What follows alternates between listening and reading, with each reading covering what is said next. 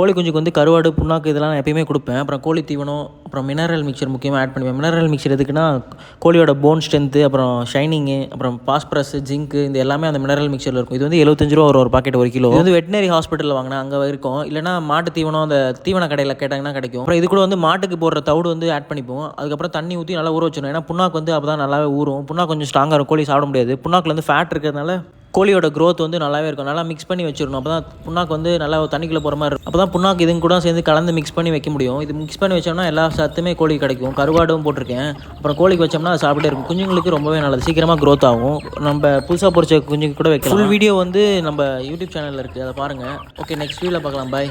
கோழி எப்படி சாப்பிடுதுன்னு பாருங்கள்.